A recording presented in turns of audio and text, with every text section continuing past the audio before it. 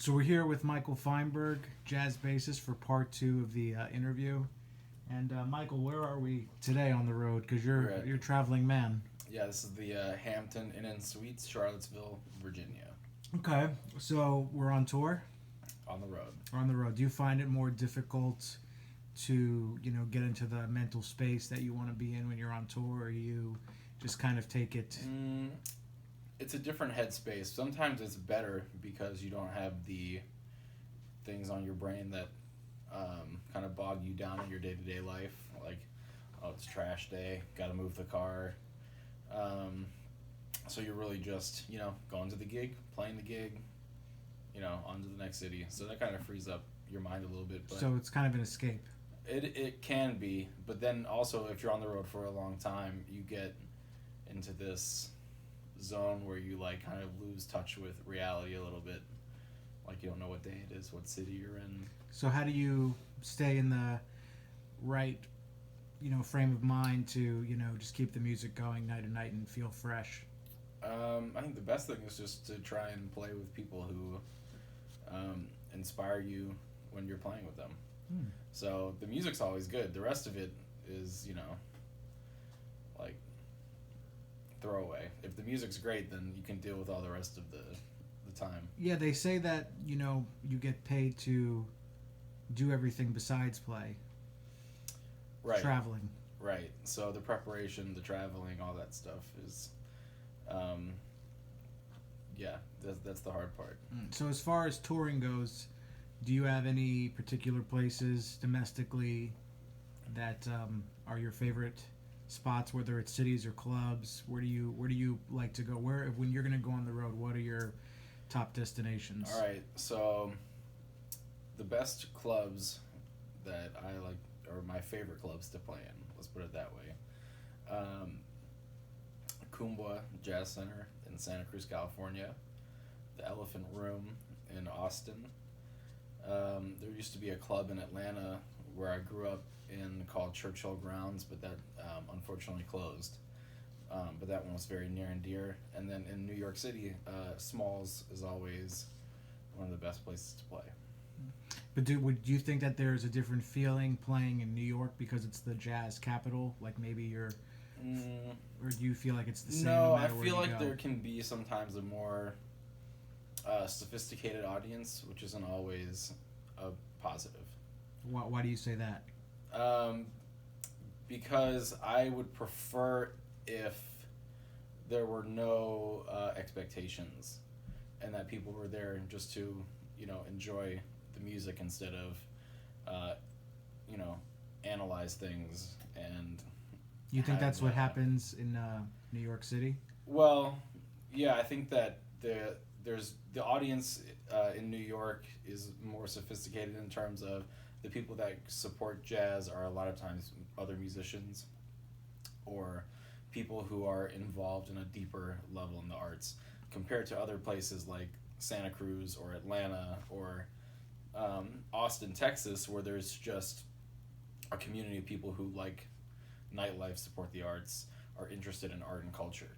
So, in other words, that when you play in New York, you feel that a lot of the audience is going to be comprised of other musicians or student musicians, that sort of thing. Right.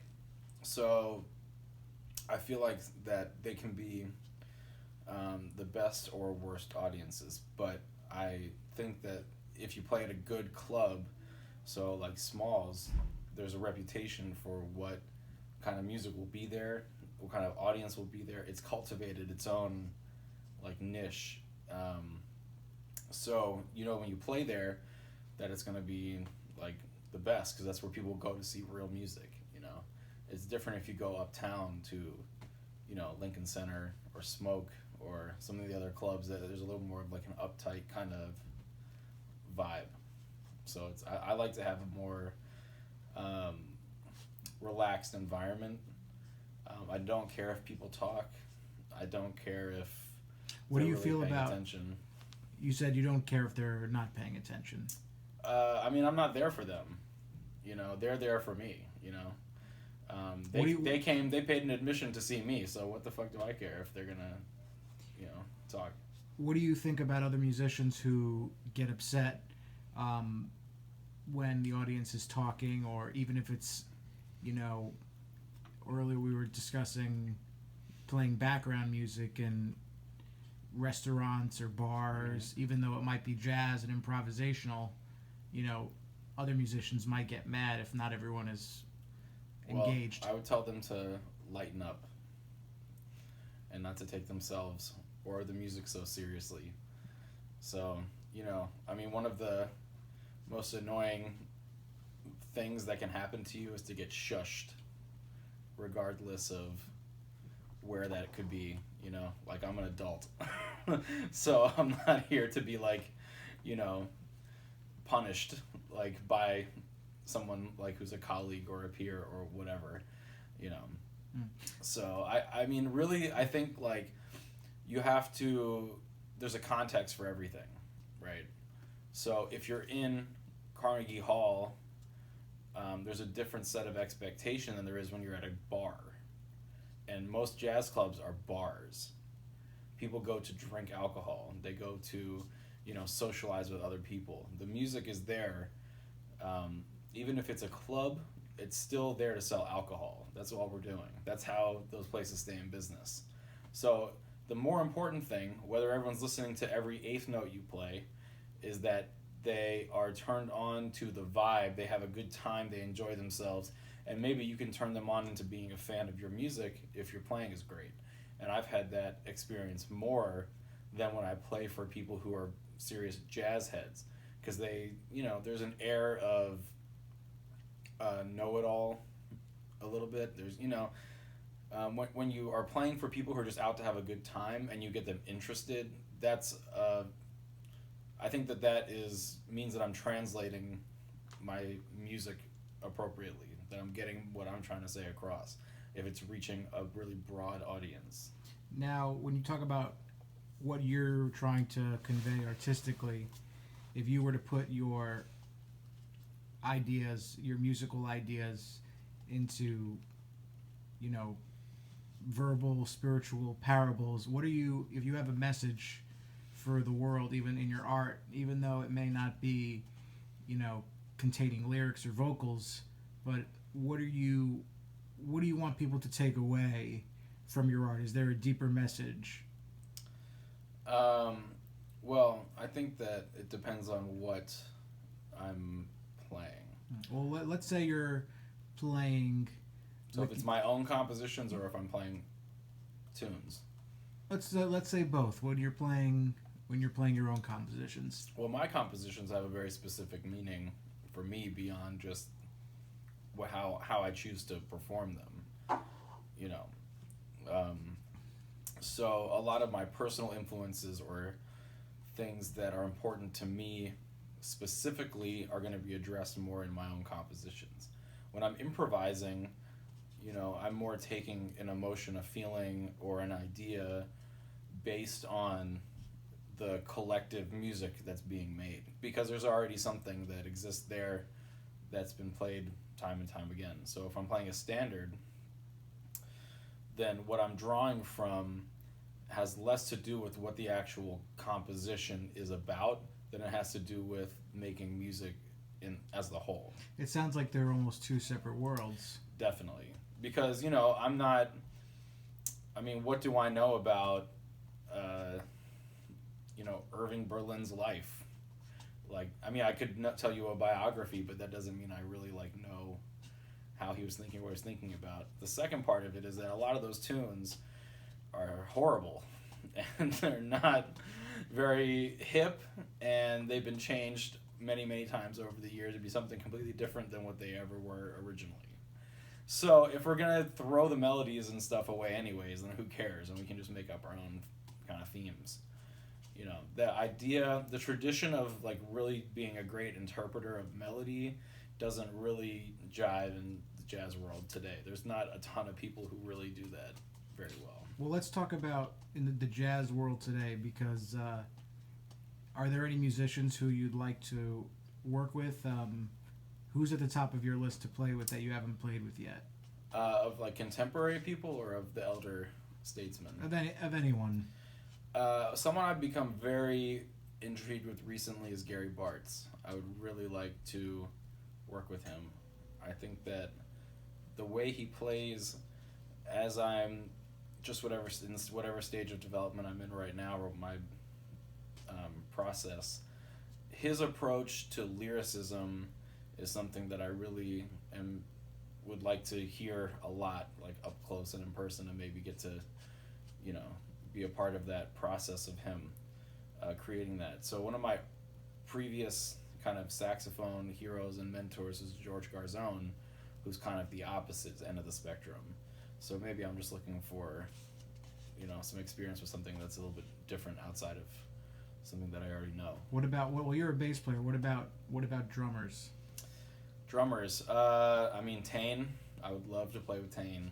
I would love to play with Roy Haynes, just because, to be part of the lineage, and Jack DeJohnette, who's still around, and another one of the older guys, Al Foster, I think would be very cool to play with.